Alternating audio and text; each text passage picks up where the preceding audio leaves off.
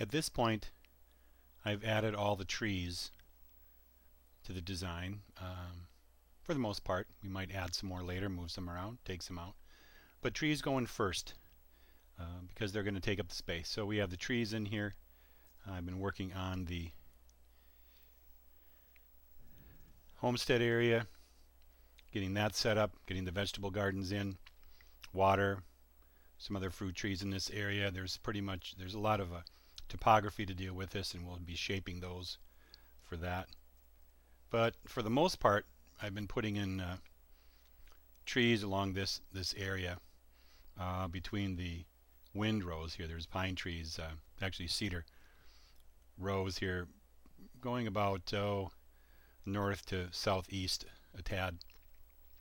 South is to the right on here. So I have all the trees in, and it's looking pretty good. And now that I have the trees in, I'm going to be putting the shrubs in. So one of the things that I've been doing now is going through my plant list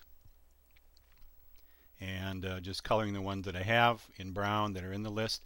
If some that I needed to add to my symbol library, I left those in white. I had previously done the trees, and so I was just going through and checking, making sure that I had all my symbols in here for the plants that I'll be using. And of course I have the option of not using some things again that are very similar. If you have elderberries that are similar, or roses especially, I kind of have 1 or 3 different roses. I don't have all the different roses because that will be decided later, pretty much maybe even at the nursery when we do a purchase. Anyway, checking that list, making sure that all of those shrubs are in my shrub library. And you can see here is all the symbols that I've made, again, like from the previous listing.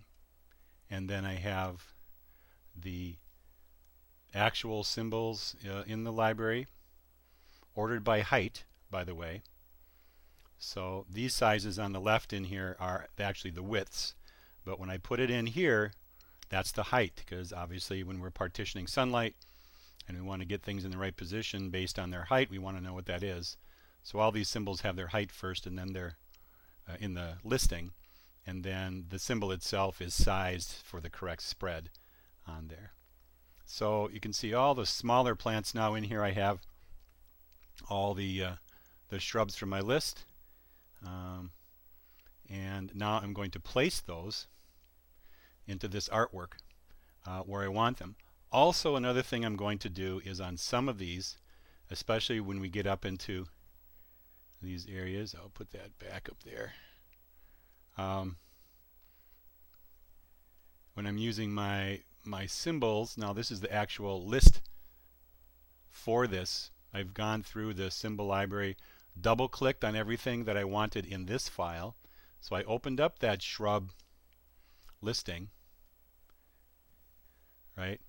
I opened up my shrub list, and then I double clicked on these to put them in my symbols list for this project. So this I can't really change, I can't edit it. This is from the imported symbol library. If I go down here and I say, oops, I'll make that a different size. If I go down and click on this, I can open up user-defined symbols, and that's where a lot of these symbol libraries are that I have. And the ones that you can have too also, by the way. Little plug, we have those in the Dropbox, and they are available. A lot of work goes into them. There's hundreds of them, so we're appreciating a modest remuneration for the use of those symbols. And then we're hoping that you will join us in our team here. So double-clicked on the symbols, double-clicked on the symbols to put those in here. And now I'm ready to start placing those in my design. Blueberries. We even have some aquatics in here. Coontail, sago pondweed for some of our pond areas. We're going to be putting those in also. So now we're ready for the perennials, now that the trees are in.